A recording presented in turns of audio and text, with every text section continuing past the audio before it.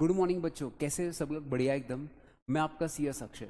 बहुत सारे बच्चों के सवाल थे कि सर सीएस सीईटी पास तो हो गए, अब सीएस एग्जीक्यूटिव में पास कैसे होना है, अभी से स्टार्टिंग से हमारी जर्नी कैसे होनी चाहिए, हमने क्या शेड्यूल करना चाहिए, कैसे प्लान करना चाहिए, अगर हमको फर्स्ट अटेम्प्ट में क्लियर करना है तो क्या करना चाहिए। बच्चों, मैं आपको कुछ चीज़ें बताना चाहता हूँ जो बहुत इंपॉर्टेंट है। आप कहीं पे भी क्लास करते होंगे तो एक चीज़ हमेशा दिमाग में फिक्स कर लो, आप ये आपको करना ही पड़ेगा स्टार्टिंग से। जब मैं सीएस करता था ना, तो सीएस में मुझे हर सब्जेक्ट में एग्जामिशन था।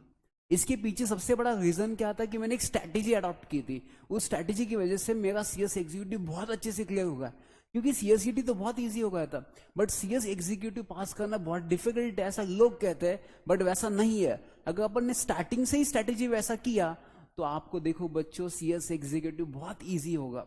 मैं आपको कुछ स्ट्रैटेजीज बताता हूँ। सबसे अगर फर्स्ट स्ट्रैटेजी क्या करना है आपको, जैसे मैं क्या करता था कि फॉर एग्जांपल कोई एक टॉपिक है, जैसे economic, business and intellectual property laws, एक सब्जेक्ट है जो मैं आपको पढ़ाने वाला हूँ सीएस एग्जीक्यूटिव में आईकैन एकेडमी में। तो अभी मैं इसको अगर पढ़ना चाहूंगा तो कैसे पढ़ूंगा सर? क्योंकि फॉर एग्जांपल मैं एक टॉपिक बताता हूँ जिसमें आपने ट्वेल्थ में भी पढ़ा होगा कि रिजर्व बैंक ऑफ इंडिया।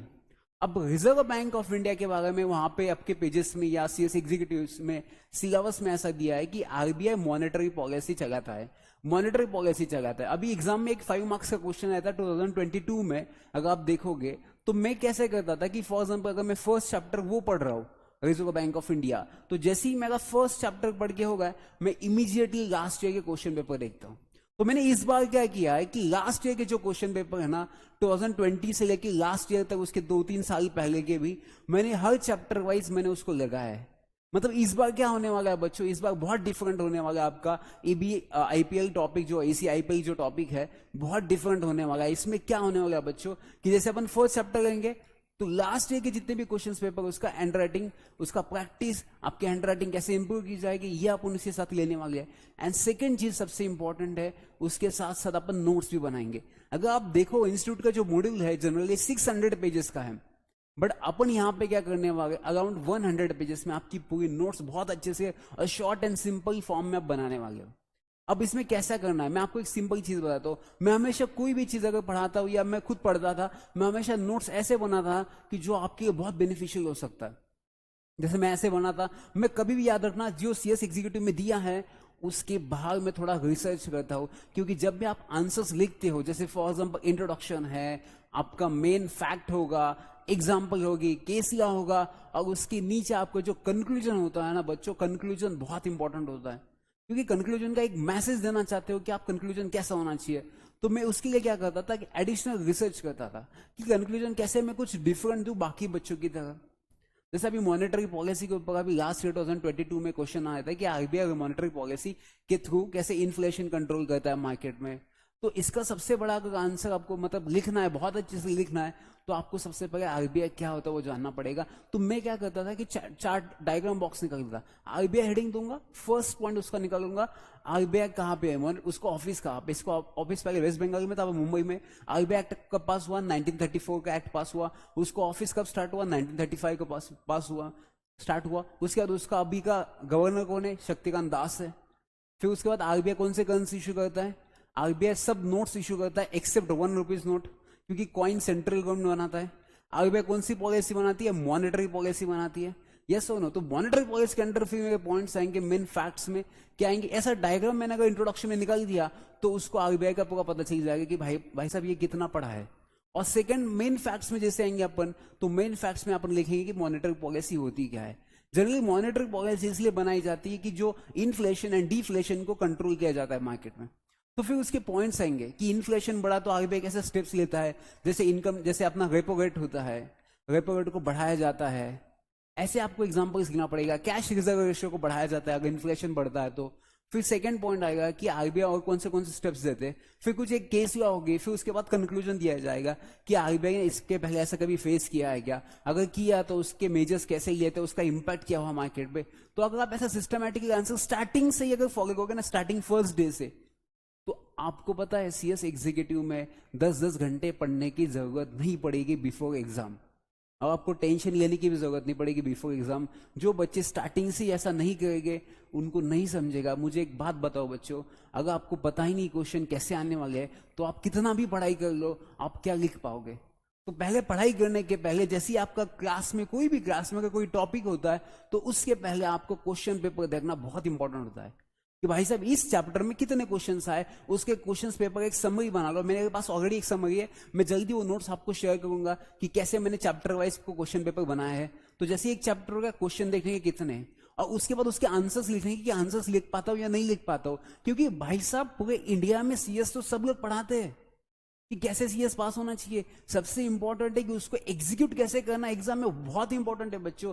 ज्ञान होना और ज्ञान को रिप्रेजेंट करना बहुत डिफरेंट चीज है बच्चों।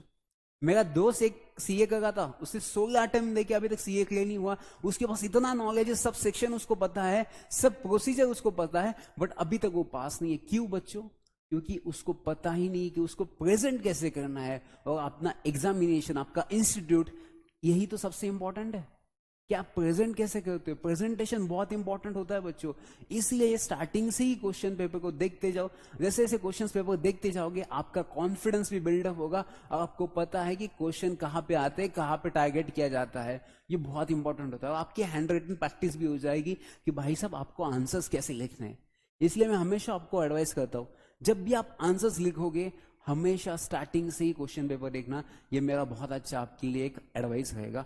और सेकंड चीज बच्चों, मैं आपको एक चीज कहता हूँ कि जब भी आप लास्ट ईयर के क्वेश्चन पेपर देखोगे ना तो हमेशा उस फैकल्टी के साथ आप डिस्कस करना कि भाई साहब ये क्वेश्चन लास्ट ईयर में आया था सर, ये फर्स्ट चैप्टर में अपन ने पढ़ा नहीं है, अगर पढ़ा है तो इसका आंसर कैसे लिखना चाहिए, इसको रिवाइज कैसे करना चाहिए। बच्चों बहुत सारे लोग रिविजन कैसे करते पता है, सामने बुक रखते हैं और सब कुछ देखते हैं, हाँ मेरा हो चुका है, मेरा हो चुका है, बट एग्जाम के टाइम जब जाओगे ना तब कुछ भी याद नहीं आता है, और जब एग्जाम से घर आओगे तो सब कुछ याद आता है। इसके लिए स्टार्टिंग से ही क्या करने का भाई साहब, जब भी आप रिविजन करोगे आपके नोट्स को क्लोज कर दो और किसी दोस्त को बोलना मुझे क्वेश्चन बोलना, उसके ऊपर आप उसका आंसर दे पाओगे। अगर आपने आंसर्स दे दिया तो समझ लेना आपके दिमाग में वो फिट हो चुका है।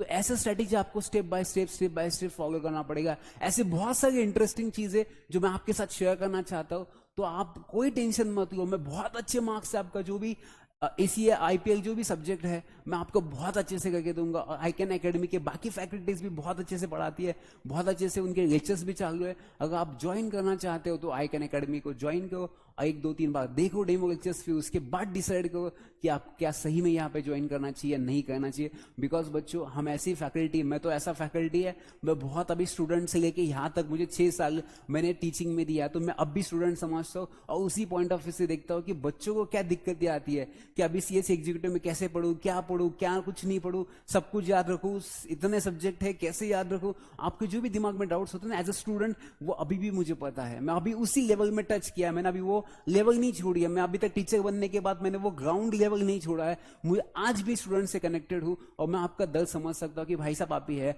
और दूसरी चीज, अगर आप इस क्लास के स्टूडेंट नहीं हो, ऑलरेडी आपने कई एडमिशन ले चुके होंगे, तभी भी कोई दिक्कत नहीं है बच्चों। आप एक सिर्फ मैसेज कर देना कि सर मैं इस क्लास से हूं, या क्लास का नाम भी नहीं बताया तो भी चलेगा। आपको एडवाइस चाहिए, काउंसलिंग चाहिए कि स्टार्टिंग से कैसे पढ़ना चाहिए। और क्योंकि मैंने एमबीए प्लस सीएस दोनों साथ में किया है, मतलब कितना मैनेजमेंट मैंने इजी किया है। बच्चों को सीएस करना डिफिकल्ट होता है, मैंने एमबीए एंड सीएस साथ में ही किया है, तो कितना अच्छे से प्लानिंग मैंने किया होगा। यही प्लानिंग, यही मैनेजमेंट मैं आपको बताना चाहता हूँ। अगर आप इंटरेस्टेड हो या आपको चाहिए ऐसे गाइडलाइन, तो प्लीज आप इस नंबर पे कांटेक्ट करना आईकैन एकेडमी में, और हम आपको फ्री ऑफ कॉस्ट काउंसलिंग करेंगे, क्योंकि हमारा इंटेंशन यही है कि अपना बच्चे सीएस बनने चाहिए, और यही हमारा सबसे बड़ा मोटिवेशन है और हमारा ये सबसे बड़ा एम यही है। तो थैंक यू सो मच बच्चों, मिलते हैं अपन जल्दी। Thank you so much, bye, take care.